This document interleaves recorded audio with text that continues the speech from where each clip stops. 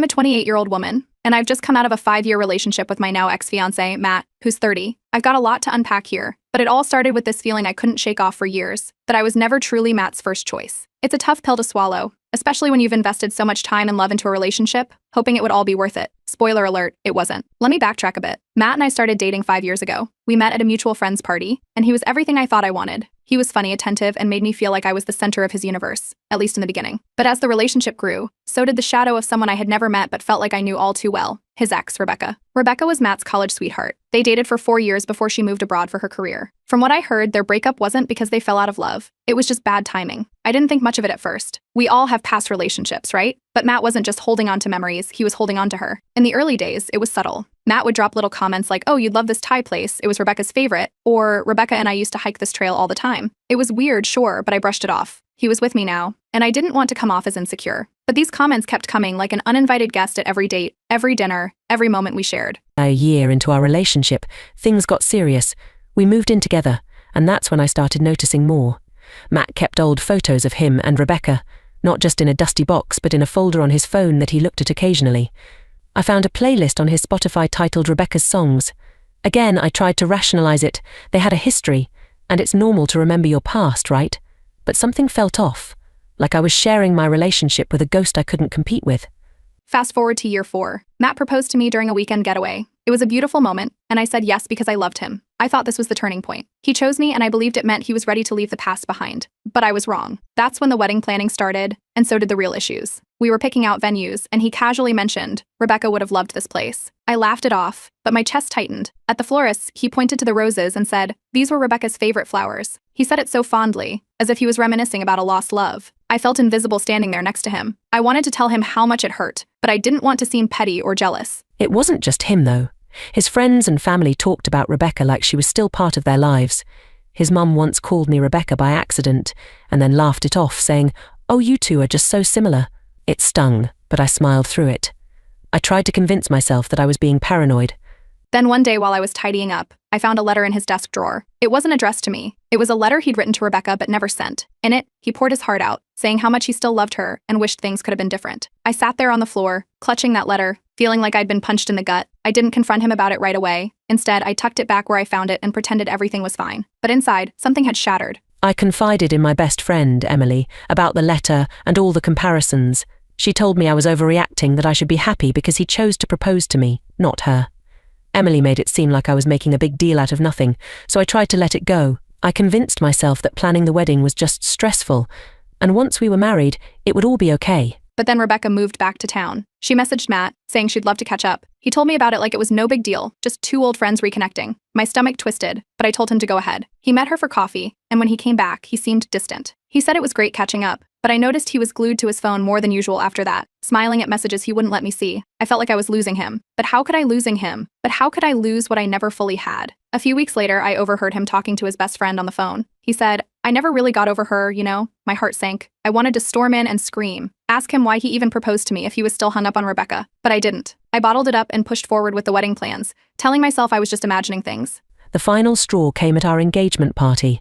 Matt's mum, after a few too many drinks, stood up to make a toast. She slurred, "To Rebecca, the one that got away, to Matt and Op, of course." The room went silent. I felt everyone's eyes on me, waiting for my reaction. I excused myself and left the party early, tears blurring my vision. When Matt got home, I told him I was done being second best. He looked shocked, like he had no idea what I was talking about. He insisted I was the one he wanted to marry, but I couldn't do it anymore. I packed a bag and left to stay with Emily, who once again told me I was overreacting. That night, I went through our old photos and messages, and it all became clear. I'd spent 5 years competing with someone who wasn't even in the room. I realized I couldn't marry a man who still had his heart tied to someone else. So I made the hardest decision of my life. I called off the wedding. Update 1. So I ended the engagement and walked away from a relationship I'd invested 5 years of my life into. It wasn't an easy decision, but I knew it was the right one. The first thing I had to do was tell my family and friends. I wasn't prepared for the wave of reactions that followed. I called my mom first. She wasn't shocked, which surprised me. She just listened quietly as I explained everything, the comparisons to Rebecca, the letter I found, and the engagement party disaster. When I finished, she simply said, "I'm proud of you for standing up for yourself." Hearing those words felt like the first bit of support I'd had in a long time. It gave me a small boost of courage because I knew what was coming next, telling everyone else. Emily, my best friend, didn't take it well. When I told her the wedding was off, she looked at me like I'd lost my mind. She asked if I was sure, then accused me of sabotaging my own happiness. Matt chose you, she kept insisting like that was all that mattered. I didn't have the energy to argue. I just nodded, knowing she wasn't going to understand. Breaking the news to Matt was the hardest part. I met him at our apartment, well, his apartment now. He was already there, pacing around the living room like he knew something was wrong. When I told him it was over, he looked at me like I'd just punched him in the gut. He pleaded with me, saying I'd misunderstood everything, that he was over Rebecca and only wanted me. He even brought up the wedding plans, saying we could fix it, but it was just pre-wedding stress making me doubt him. But I couldn't unsee that letter, and I couldn't unhear his conversation about never getting over her. I grabbed my bag, told him I was done, and walked out. I thought that would be the end of it, but it wasn't. Not even close. The next day, a mutual friend reached out, telling me something that made my stomach drop. Apparently, right after I left, Matt called Rebecca. He didn't waste any time. It stung. But it also made me feel like I made the right choice. He hadn't even tried to process what had happened before running back to her. It wasn't long before Rebecca messaged me. Her text was brief, saying she wanted to talk if I was open to it. I was hesitant, but curiosity got the best of me, so I agreed. Meeting Rebecca was surreal. I expected her to be cold or defensive, but she was the opposite. She seemed genuinely upset that any of this had happened. She told me she had no idea Matt still had feelings for her, and that she had moved on years ago. We sat there for over an hour, talking about everything. She confirmed what I'd suspected: Matt had been holding onto a fantasy, not the real her. She apologized if she'd caused me any pain, even unintentionally. It was strange, but our conversation gave me a sense of closure I didn't expect. Meanwhile, Matt didn't back off. He started showing up at my new place, leaving flowers and notes. One night, he camped outside my building, waiting for me to come home. When I got out of my car, he rushed over, looking like he hadn't slept in days. He kept saying he didn't realize how much he'd hurt me, that he was sorry and wanted to make things right. It was hard seeing him like that, but I had nothing left to give. I told him it was too late, and he needed to move on. The breakup quickly became the talk of our friend group. Some people sided with Matt, saying I was being dramatic and throwing away a good thing over jealousy. But others finally admitted they'd noticed the way he used to bring up Rebecca all the time, even in front of me. It was validating in a way, but also isolating. I couldn't help but wonder why no one had said anything before.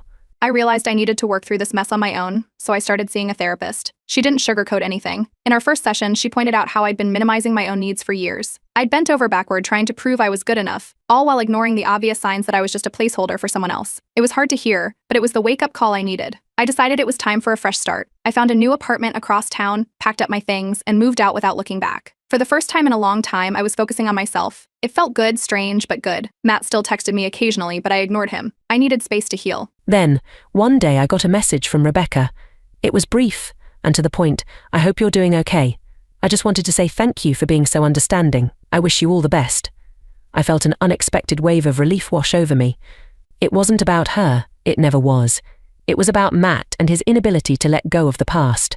With some time in therapy, I started dating casually again. Nothing serious, just a few fun nights out. It was refreshing to meet people without any comparisons hanging over me. I started rediscovering old hobbies I'd given up, like painting and hiking. I even landed a new job that I actually enjoy. It feels like I'm finally putting myself first. Matt's last attempt at contact came in the form of a letter. It was long, filled with apologies and admissions. He finally acknowledged that he had never truly let go of Rebecca, and that he unintentionally made me feel like second best. He wished me happiness and said he hoped I found someone who would put me first. For the first time, I felt at peace. I didn't need his validation anymore. I decided to share my story here, hoping it might help someone else going through something similar. The response has been overwhelming, and it's comforting to know I'm not alone in this. And now, as I move forward, I can finally say, I was always second best, but not anymore. Update 2. After calling off the wedding and moving out of our shared apartment, I signed a lease for a new place on the other side of town. It's a small studio, but it's mine. I picked out the furniture, set up a cozy reading nook, and even started decorating with some plants, something Matt always said I'd kill within a week. It feels liberating to have a space that's entirely my own, a blank canvas where I can start over. My mom helped me move in. We were unpacking boxes when I broke down and admitted I was scared. What if I'd made a huge mistake? What if leaving Matt wasn't the right call? She put down the dishes she was holding, sat next to me on the floor, and hugged me. She told me she'd seen how unhappy I was for years, even if I couldn't see it myself. It was the first time I felt like someone truly understood what I'd been going through. That conversation gave me a sense of calm I hadn't felt in a while. But just when I thought I was finding my footing, Emily reached out. We hadn't spoken since I told her about the breakup. She texted, asking if we could meet up. I was hesitant, but agreed. We met at our usual coffee spot, and it was awkward. She looked uncomfortable, fidgeting with her cup before finally apologizing. She admitted she hadn't supported me during the breakup because she'd never seen Matt so upset before. She assumed I was being irrational, and that I'd regret it. It was hard to hear, but I appreciated her honesty. Still, something between us felt different, like a crack in our friendship that wouldn't easily heal. Not long after, I started getting messages from mutual friends about Matt's social media activity. He'd been posting a series of cryptic quotes, things like, "You never know what you have until it's gone," and "Love isn't always enough." It was obvious he was fishing for sympathy. Then he took it a step further, posting a picture of our engagement ring with the caption, "The one that got away." It felt manipulative, and I hated that he was using our breakup to gain attention. I sent him a text, telling him to stop, but the posts didn't end.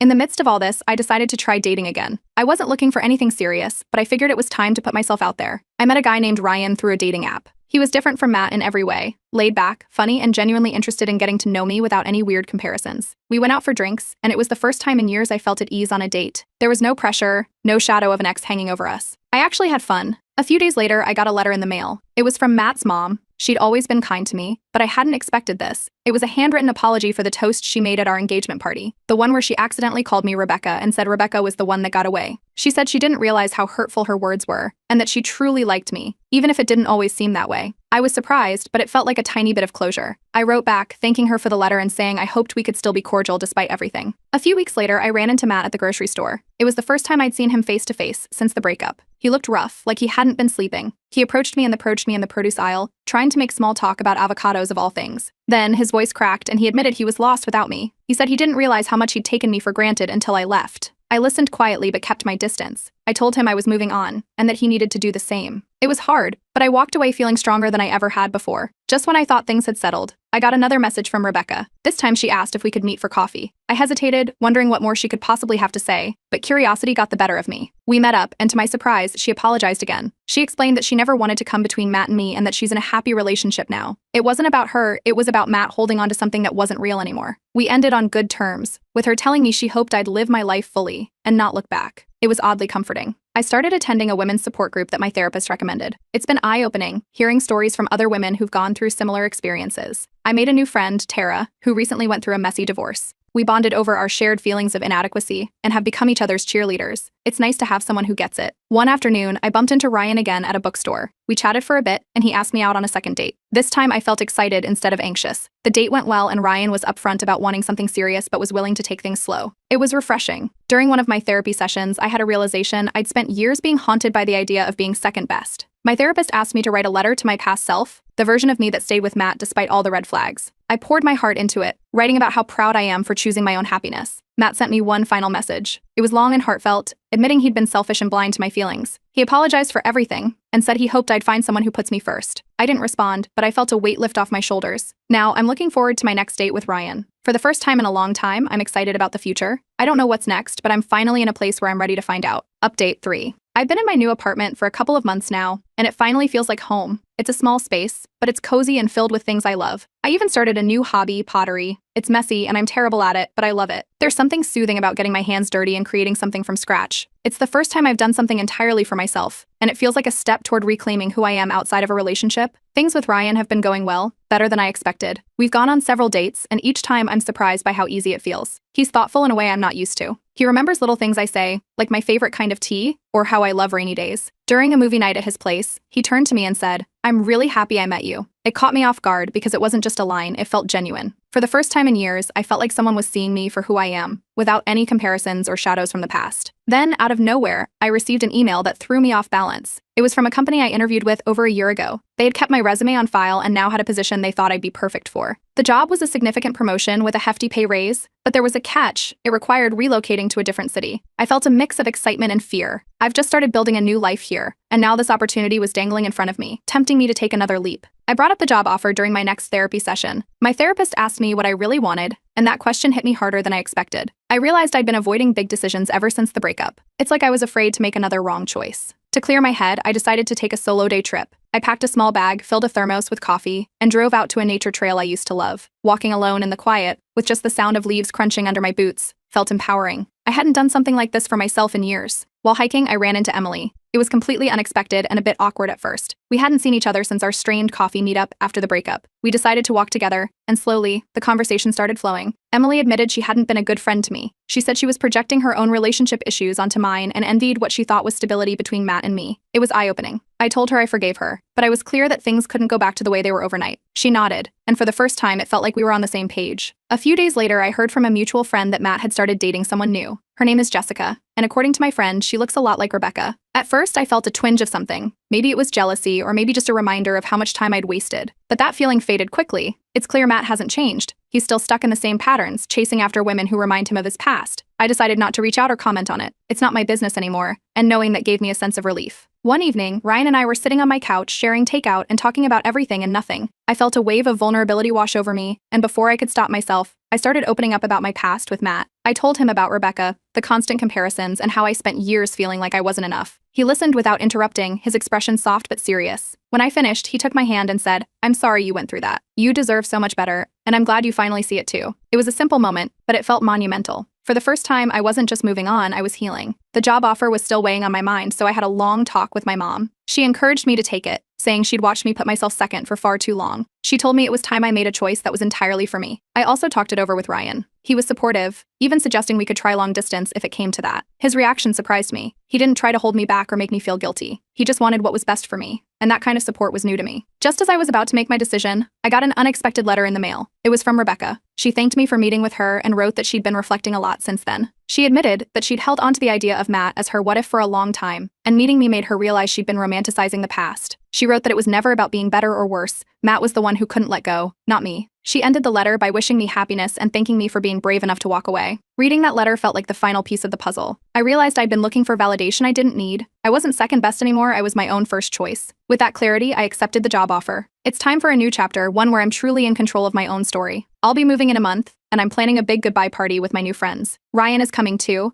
and I have a feeling there's more to our story than just a casual relationship. But that's a tale for another time. For now, I'm focused on the future, and for the first time in a long time, I'm excited about what's next. Update 4. Packing up my apartment was more emotional than I expected. Each item I put away felt like closing a chapter of my life, and the memories came flooding back. I found old photos of Matt and me, smiling at the beach, celebrating holidays, looking happy. I didn't feel sad though. Instead, it felt like I was letting go of the weight I'd been carrying for years. I packed up the photos in a box, deciding to drop them off at a thrift store later. They're part of my past, but they don't define my future. My mom came over to help with the last of the packing. As we wrapped up the dishes, she finally opened up. She admitted she'd been worried about me for a long time, seeing how hard I was trying to make things work with Matt when it was clear I wasn't truly happy. She said she didn't want to interfere but was relieved that I'd chosen myself this time. Hearing her say that made me realize how much I'd been holding back. I hugged her tightly, grateful for her support. I decided to throw a small goodbye party at my favorite local bar. It was a mix of old friends and new ones, a way to say a proper goodbye to this chapter of my life. Ryan arrived early to help me set up. He brought a bouquet of tulips, my favorite. We shared a quiet moment before the guests arrived, standing side by side at the bar. He told me he was going to miss me but knew this move was what I needed. It was comforting to know he supported me, even though it meant we'd be apart for a while. As the night went on, the bar filled with laughter and clinking glasses. My friends from the support group showed up, and we toasted to new beginnings. They called me an inspiration, which felt surreal because I still feel like I'm figuring things out. But for the first time, I felt genuinely seen and supported by the people around me. Then, towards the end of the night, I spotted Matt walking in. I wasn't expecting him. He looked nervous, scanning the room before making his way over to me. It was like time slowed down for a moment. He asked if we could step outside and talk. I agreed, more out of curiosity than anything else. We stood on the sidewalk under the dim streetlights. Matt looked different, tired, more subdued, like he'd finally realized what he'd lost. He started by apologizing again, but this time it felt different. He admitted he'd been selfish and that he took me for granted. He said he'd been going to therapy and realized he was never truly over Rebecca, but that didn't excuse the way he treated me. It was the first time I'd seen real sincerity in his eyes. I listened quietly, then told him it was too late. I'd already moved on, and while I appreciated his honesty, I wasn't looking for closure from him anymore. I'd found it within myself. After our conversation, I headed back inside, feeling lighter. Ryan noticed I looked emotional and pulled me aside. Without hesitation, he took my hand in front of everyone, told me he had something he needed to say. He admitted he was falling for me and didn't want to lose what we had. He said he was willing to try long distance if I was. I was stunned. I didn't expect it, especially since we'd only been dating for a few months. I didn't give him an answer right away, but I hugged him tightly, touched by his sincerity. Emily pulled me aside as well. She congratulated me on the move and told me she was proud of everything I'd accomplished. She admitted she wished she'd been a better friend during the breakup with Matt. I told her I forgave her, but I was clear about needing boundaries. I need friends who truly support me moving forward. Emily looked sad but nodded, understanding that this was part of my growth. It felt like a necessary step in healing our friendship. As the party wound down, my friends surprised me with a gift. It was a scrapbook filled with photos and messages from everyone I'd met since the breakup. There were notes from my support group, my new coworkers, and even people I'd met at pottery classes. I was overwhelmed with emotion. It was a reminder that I'd built a new life filled with people who cared about me for who I am, not because I was someone's backup plan. The next morning, moving day arrived. Ryan showed up early to help me load the moving truck. He handed me a travel mug with a quote from one of my favorite books for the journey ahead. We shared a long hug, and I promised to keep in touch. As I drove away,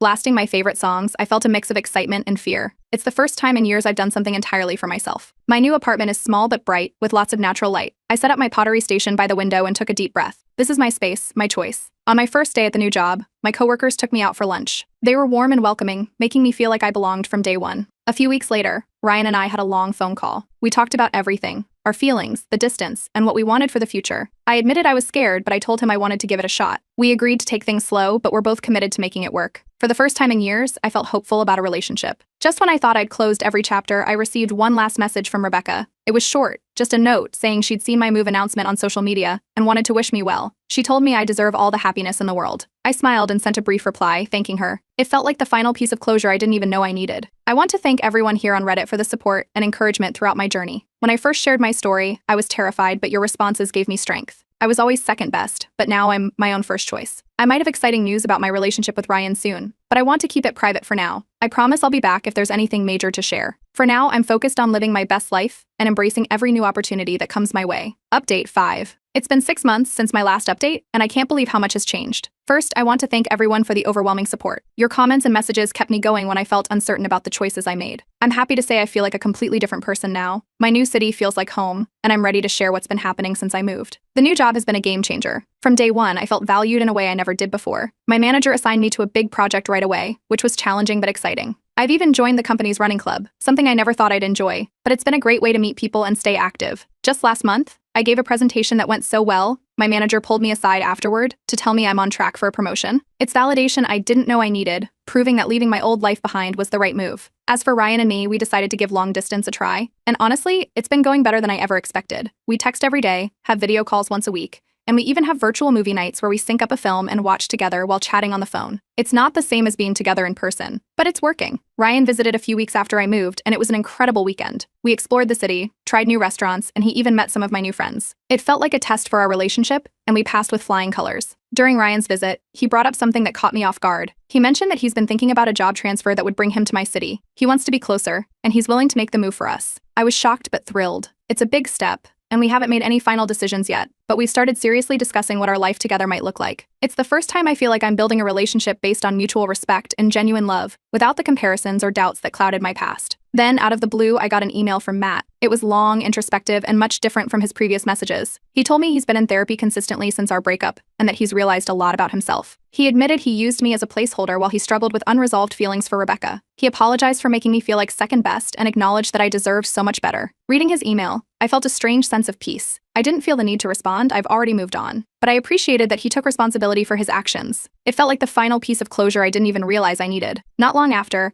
I received a small package in the mail. It was from Rebecca. Inside was a book about healing and self-love, with a note that read, "For the journey you've already started. I hope it continues to be a beautiful one, Rebecca." I was touched. It's clear that she's done a lot of reflecting too, and there's no bitterness or awkwardness left between us. We were never friends, but we've both moved on in a healthy way, and I smiled, realizing how far I've come. Just when I thought things couldn't get better, my manager offered me a promotion. It's a role I've been eyeing since I started, with more responsibilities and a significant pay raise. It was an easy decision to accept. I felt proud of myself. It was a moment of validation, proof that I made all the right choices, even when they were hard. To celebrate, Ryan and I decided to take a weekend trip together. We rented a cozy cabin in the mountains, away from all the distractions. We spent our days hiking and our nights by the fire, talking about everything. On the last night, Ryan surprised me. He took my hand and with a serious look asked, "Will you move in with me once I get here?" It wasn't a marriage proposal, but it felt just as significant. He wants to build a life with me, and he's taking the next step. I didn't hesitate. I said yes. I felt a rush of emotions, relief, excitement, and most importantly, love. It's the first time I've been someone's true first choice, and it feels incredible. I've been journaling a lot lately, reflecting on everything I've been through. I look back at my old posts, and it's like I'm reading about a different person. The self-doubt, the insecurity, it's still there sometimes, but I've learned to silence those voices. I've stopped seeking validation from others because I finally found it within myself. Before I end this update, I want to thank everyone who followed my journey. When I first shared my story, I was terrified, but the support I received here helped me through some of my darkest moments. Your kind words, your tough love, your encouragement, it all meant more than you'll ever know. If my experience helped even one person realize they deserve better, it was worth sharing. As for what's next, I don't know, but for the first time, I'm excited to find out. I'm starting a new life with someone who loves me fully, and I'm no longer looking back. Ryan and I are making plans for our future, and it feels like everything is finally falling into place. To wrap things up, here's a photo from our weekend trip, Ryan and me, smiling by the fire, looking truly happy. It's a simple but powerful image, and it says more than words ever could. I might share another update down the line if there's big news, maybe even a proposal someday. But for now, I'm logging off to enjoy my new life and all the possibilities ahead. Thank you all, truly, from the bottom of my heart.